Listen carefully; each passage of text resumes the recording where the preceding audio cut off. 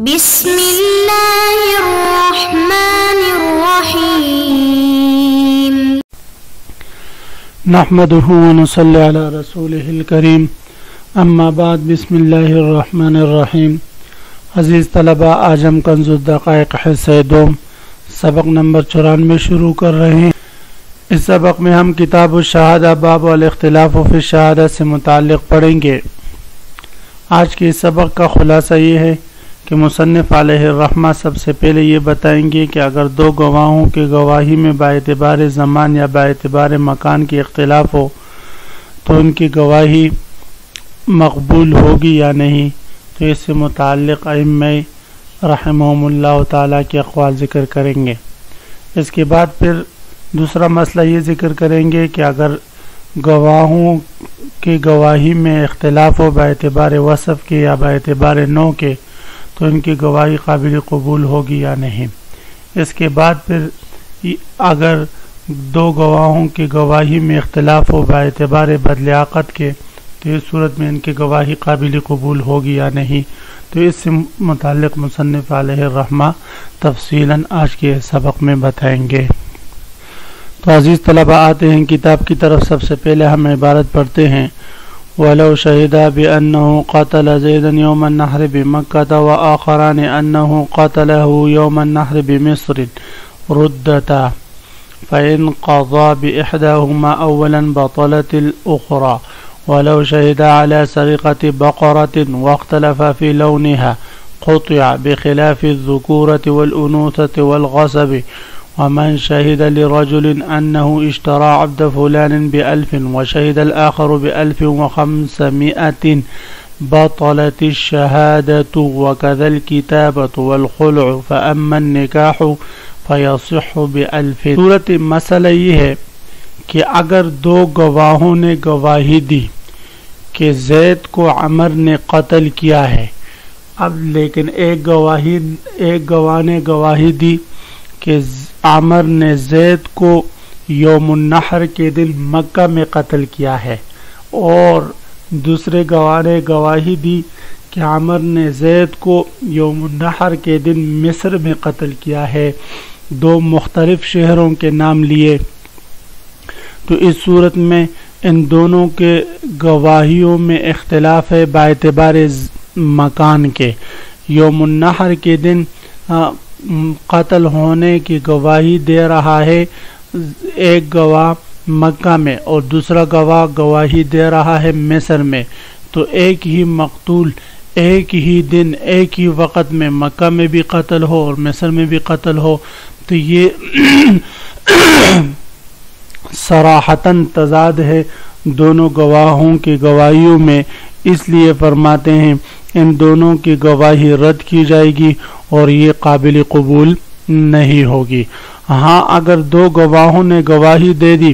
اور ان کی گواہی پر فیصلہ ہو چکا کہ یوم النحر کے دن زید کا قتل ہوا ہے مکہ میں، بعد میں دو گواہ آتے ہیں اور وہ پھر گواہی دیتے ہیں فیصلے کے بعد کہ مصر میں یہ قتل ہوا ہے، تو فرماتے ہیں ان بعد میں گواہی دینے والوں کی گواہی رد ہو جائے گی، جنہوں نے پہلے گواہی دی ہے ان کی گواہی مقبول ہوگی۔ فرماتے وَلَوْ شَهِدَا، اگر دو گواہوں نے گواہی دے دی بِأَنَّهُ قَتَلَ زَيْدًا، اس بات کی کہ زید کو قتل کیا ہے یوم النحر، یوم النحر کے دن بمکہ، مکہ مکرمہ میں، وآخران، دوسرے دو نے گواہی دی انہو قتلو یوم النحر، کہ زید کو قتل کیا یوم النحر کے دن بمصر، مصر میں، ردتا، تو دونوں گواہوں کی گواہی رد کر دی جائے گی، دونوں گواہیاں رد کر دی جائے گی۔ فَإِنْ قَضَى بِإِحْدَاهُمَا أَوَّلًا، پس اگر قاضی ان دونوں گواہیوں میں سے ایک گواہی پر پہلے فیصلہ کر چکا، پھر اس کے بعد دو گواہی اگر گواہی دیتے ہیں بطلت الاخرى، تو یہ دوسری شہادت باطل ہو جائے گی، پہلی شہادت برقرار رہے گی، اس لیے کہ اس شہادت کے ساتھ اب جو ہے قاضی کا فیصلہ بھی مل چکا ہے اور اس کی تصدیق ہو چکی ہے، لہذا اب وہ شہادت برقرار رہے گی اور یہ دوسری شہادت باطل ہو جائے گی۔ وَلَوْ شَهِدَ عَلَى سَرِقَةِ بَقَرَةٍ وَاخْتَلَفَا فِي لَوْنِهَا قُطِعَ، اب یہاں سے یہ مسئلہ بیان فرما رہے ہیں کہ اگر دونوں گواہوں کی گواہیوں میں اختلاف ہو باعتبار وصف کے، تو باعتبار وصف کے اختلاف کا اعتبار نہیں کیا جاتا امام صاحب کے ہاں، صاحبین کے ہاں اس کا بھی اعتبار کیا جاتا ہے۔ اب صورت مسئلہ یہ ہے کہ دو گواہوں نے گواہی دی کہ زید نے عامر کی گائے ذبح چوری کی ہے۔ ایک گواہ گواہی دیتا ہے کہ وہ گائے وہ کالے رنگ کی گائے تھی، اور دوسرا گواہ گواہی دیتا ہے کہ وہ گائے وہ سفید رنگ کی تھی، یعنی وصف میں اختلاف ہو جائے، رنگوں میں اختلاف ہو جائے۔ تو اس صورت میں امام صاحب رحمہ اللہ تعالیٰ فرماتے ہیں چور کا ہاتھ کاٹا جائے گا، دو گواہوں نے گواہی دے دی، اس اختلاف وصف میں جو گواہی مختلف ہے، متفق نہیں ہے، تطابق نہیں ہے باعتبار وصف کے، تو اس کا اعتبار نہیں۔ اصل گواہی میں چوری میں دونوں متفق ہے۔ صاحبین امام اللہ تعالیٰ فرماتے ہیں چور کا ہاتھ نہیں کاٹا جائے گا۔ وہ فرماتے ہیں اس لیے نہیں کاٹا جائے گا کہ دونوں گواہوں کی گواہیوں میں اختلاف ہے باعتبار وصف کے، ایک سیاہ رنگ کا کی گائے کی چوری کا ذکر کر رہے، دوسرے سفید رنگ کی گائے کی چوری کا ذکر کر رہا ہے، دونوں میں واضح جو ہے فرق ہے۔ جب واضح فرق ہے تو اس لیے فرماتے ہیں کہ ان کی گواہی کی وجہ سے جو ہے وہ چور کا ہاتھ نہیں کاٹا جائے گا جب تک کہ شہادت کا نصاب پورا نہ ہو۔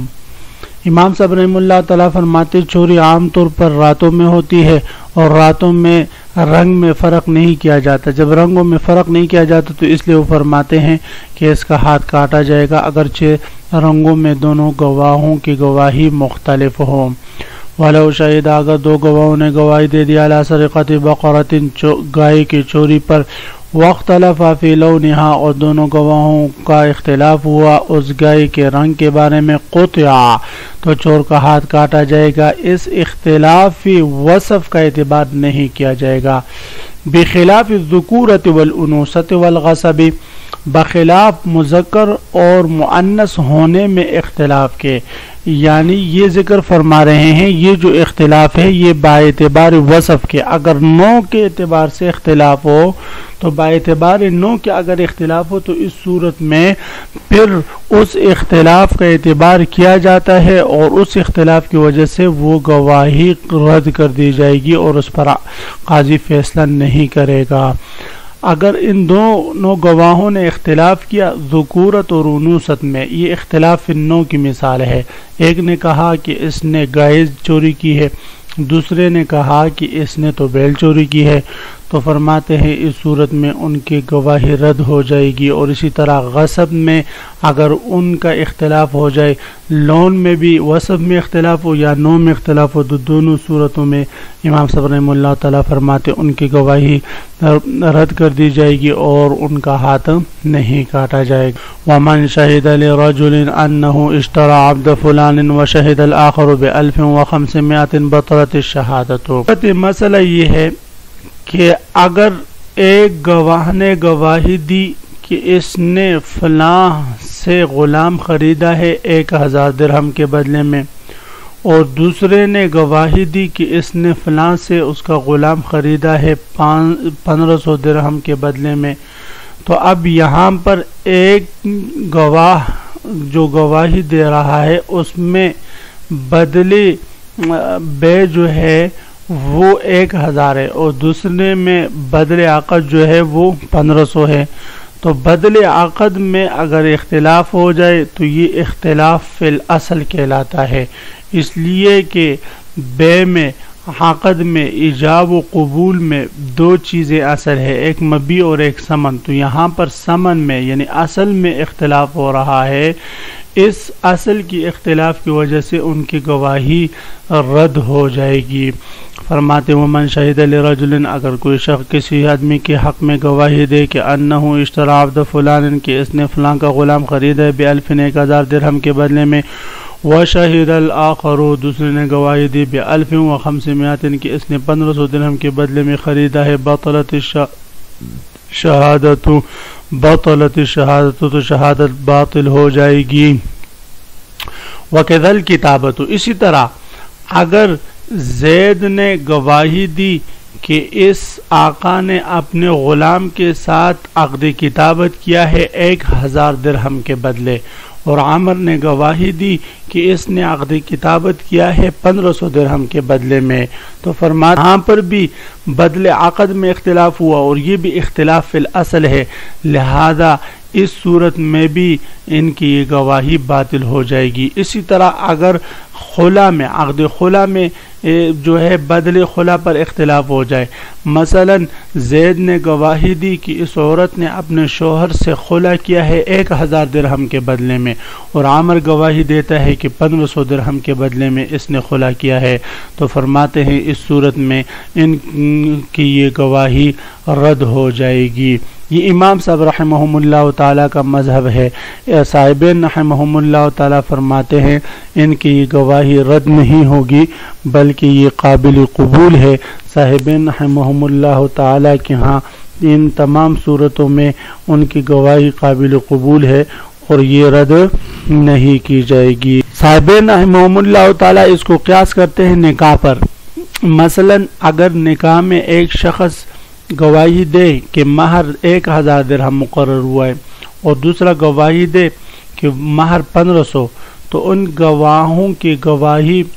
قابل قبول ہوتی ہے، رد نہیں ہوتی، اور وہ نکاح صحیح ہو جاتا ہے۔ تو اسی طرح یہاں پر بھی جو ہے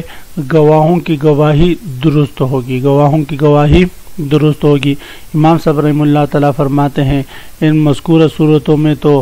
گواہی باطل ہو جائے گی، البتہ نکاح میں صحیح ہوگی، اور نکاح میں صحیح ہونے کی وجہ امام صاحب رحمہ اللہ تعالیٰ فرماتے ہیں وہ یہ ہے کہ یہاں پر جو اختلاف ہے گواہوں کی گواہی میں، یہ اختلاف فی الاصل نہیں، اس لیے کہ عقد نکاح میں مہر جو ہے وہ بدل عقد کی طرح، سمن کی طرح، یا بدل خلا کی طرح، یا بدل کتابت کی طرح نہیں، اس لیے کہ وہاں پر ان بدل کے بغیر عقد ممکن ہی نہیں ہوتا، جبکہ عقد نکاح میں تو مہر کے تذکرے کے بغیر بھی نکاح درست ہو جاتا ہے، تو اس لیے فرماتے ہیں نکاح والی صورت پر اس کو قیاس کرنا یہ درست نہیں۔ من شاہد لرجل انہ اشتری عبد فلان، اگر کوئی شخص کسی کے حق میں گواہی دے کہ اس نے فلان کا غلام خریدا ہے 1000 کے بدلے میں، وہ شاہد الاخر دوسرے نے گواہی دی ب1500 کہ اس نے 1500 کا خریدا ہے، بطلت شہادت، تو شہادت باطل ہو جائے گی۔ وَكَذَا الْكِتَابَةُ اسی طرح عقد کتابت بھی کا مسئلہ بھی ہے کہ عقد کتابت کے بارے میں گواہی دی اور دونوں گواہوں کے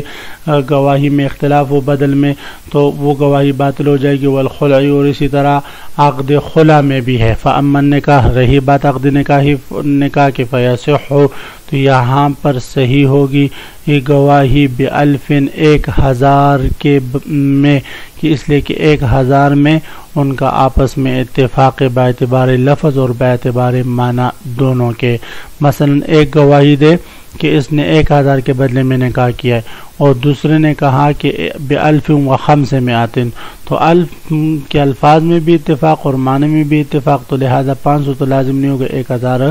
لازم ہو جائے گا۔ تو اسی پر آج کے سبق کا ہم اختتام کرتے ہیں۔ عزیز طلبہ، آپ اس سبق کو خوب غور سے سنیں، سمجھنے کی کوشش کریں۔ اللہ ہمارا حامی و ناصر ہو، آمین۔ وآخر دعوانا ان الحمد للہ رب العالمین۔